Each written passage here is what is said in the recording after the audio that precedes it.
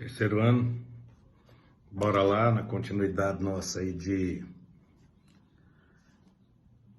a respeito da mineração.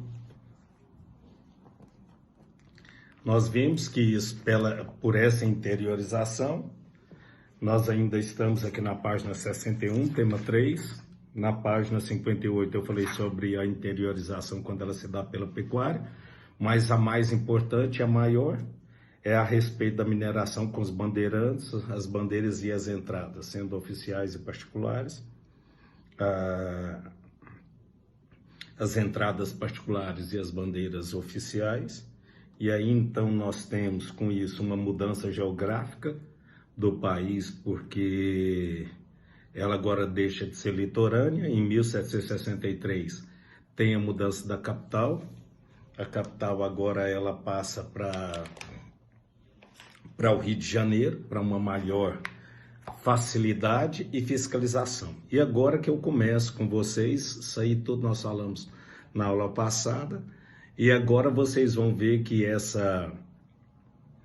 claro que falando de mineração, você vai ver que é pouco tempo, porque ela sempre foi e sempre será predatória, né? Não tem jeito.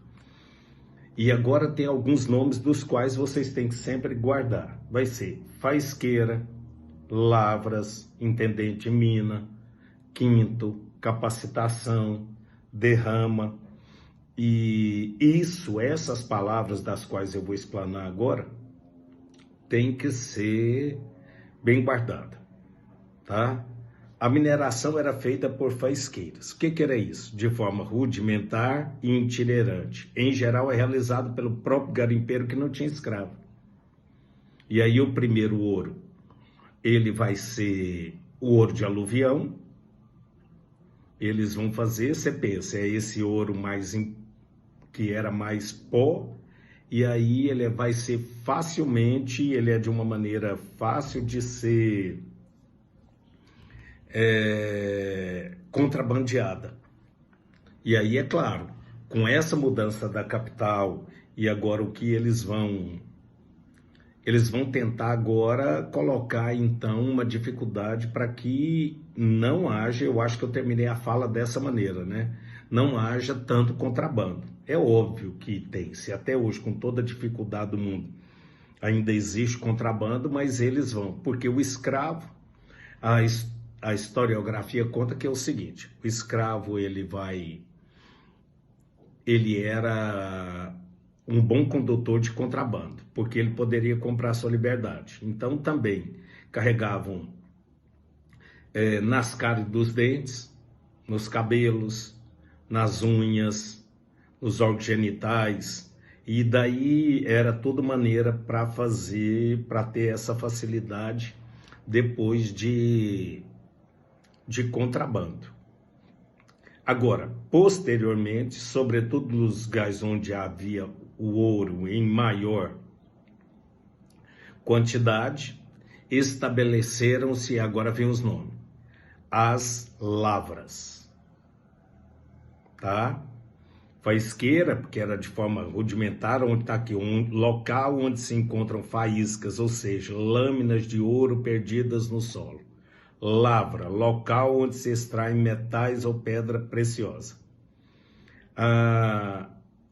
E aí, é claro, sabendo que Portugal agora, quando eles começam a encontrar o ouro, tem essa corrida, né? Como houve em qualquer lugar dos Estados Unidos, a corrida para o oeste, né? Vocês vão ver que isso tem até vários filmes, um monte de coisa dessa maneira. E aqui no Brasil também. Você pensa, Portugal, então, ele vai fazer o quê? Ele vai pegar, e essas pessoas veem como um grande agora oportunidade, como uma grande oportunidade de riqueza. Então, por isso que acaba triplicando a população. E é claro que em relação a triplicar a população, também aumentam os problemas. Claro, os problemas então vão aumentar, a ponto de fazer o quê? Existirem, então, os conflitos, que vai ter um chamado de Guerra dos Emboabas e a chamada a de Filipe dos Santos. E também, com isso, eles vão fazer o seguinte,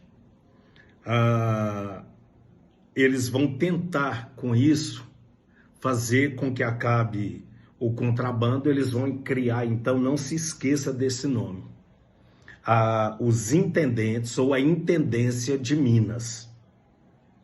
Era o principal órgão a partir do regimento.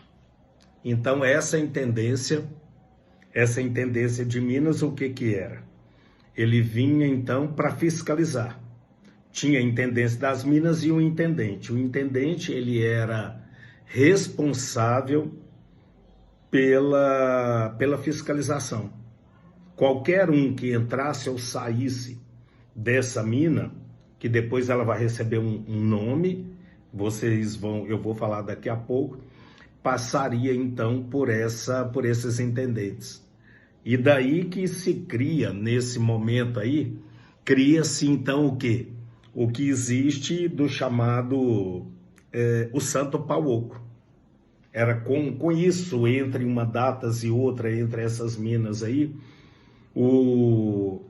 a igreja ela passava com o santo, que era oco, e aí então eles pegavam o ouro, colocavam no santo, ao sair era fiscalizado. Até havia um questionamento, dizem que, e pela historiografia, que tinham questionamentos.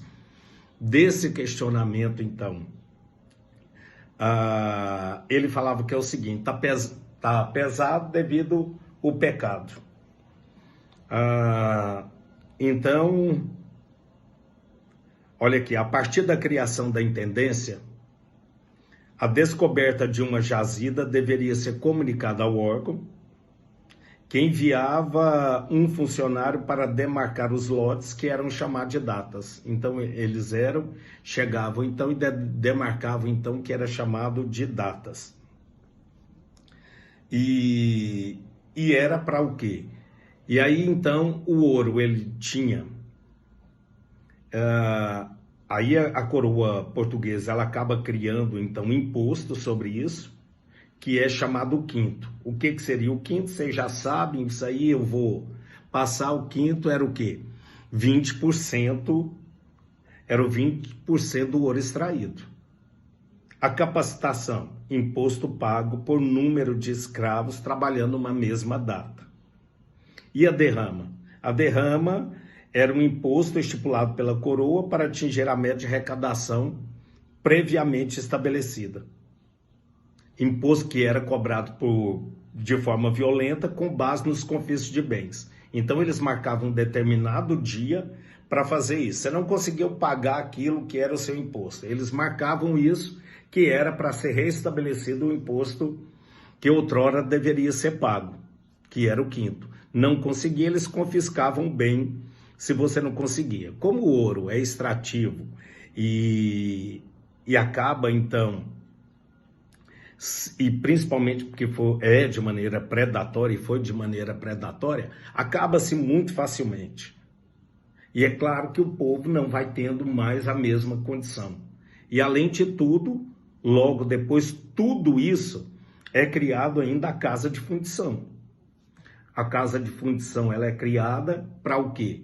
Porque agora qualquer comércio que deveria ter, o ouro deveria ser feito em barra e quintado. Para ser qualquer ouro, só poderia ser comercializado se fosse em barra e quintado. E isso, claro, que vai fazer com que tenha pelo menos um pouco maior de controle. E aqui o livro ele fala uma coisa interessante, que ele fala o seguinte, diferente da sociedade açucareira, marcada por uma rígida organização social, em virtude de sua estrutura rural isolada com domínio de senhores de engenho, a sociedade mineradora ela vai ter uma diferença. Por isso é que eles falam que há mobilidade social. Cria-se novos ofícios, além de que conviviam africanos, indígenas, portugueses, mestiços, mas isso não quer dizer que essa mobilidade social está equivalendo ou traz uma igualdade social. De maneira nenhuma.